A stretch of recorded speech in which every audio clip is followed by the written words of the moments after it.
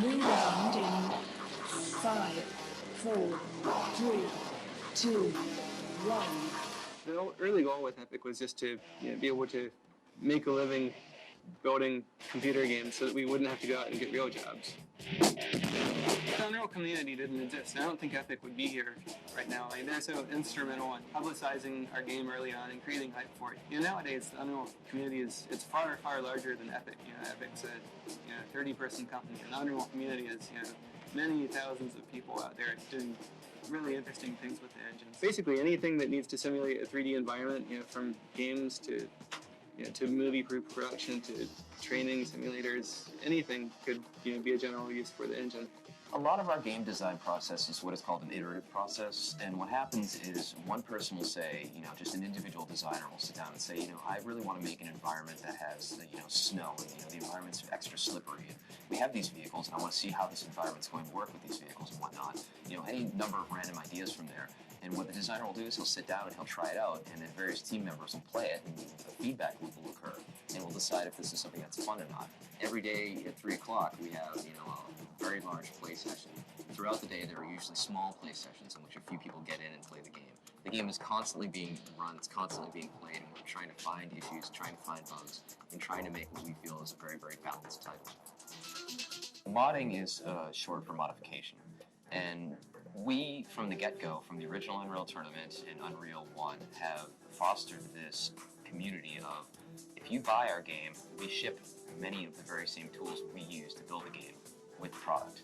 So you're not just getting a game, you're almost getting a platform, you're getting a construction set, and you can take what we've given you and start building your own environments. You can start creating your own characters, and from there you can post them on the internet and share them with other users. The $1 million NVIDIA Make Something Unreal contest is designed to take people with talent in game development and mod making and help them become professional game developers. The grand prize in the contest is an Unreal Engine license, the same technology that's used to make Unreal Tournament 2004. The license is worth $350,000 American dollars.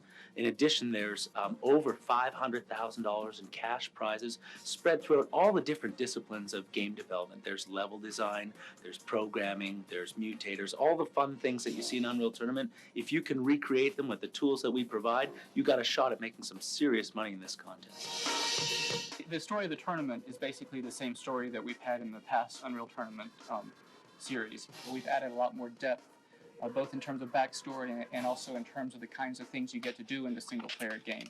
The backstory ties into the Unreal universe and tells you a lot about why the tournament happens, why different things are in the tournament, and why the other teams that you're competing against are competing and what their motivations are.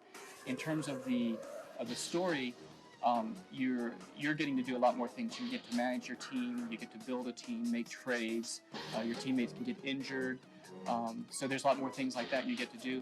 And you also have the ability to do things like challenge the leaders of opposing teams to try to gain an advantage in the tournament. So we've got a lot more variety and different things you can do in our single-player game this time. We also have 2 great new game modes, Assault and Onslaught.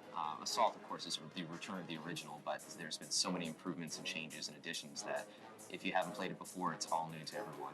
Onslaught, of course, is the large-scale vehicular-based mode. I believe that last count there's 9 or 10 vehicles in the game, from tanks to flying vehicles to hover vehicles to space fighters.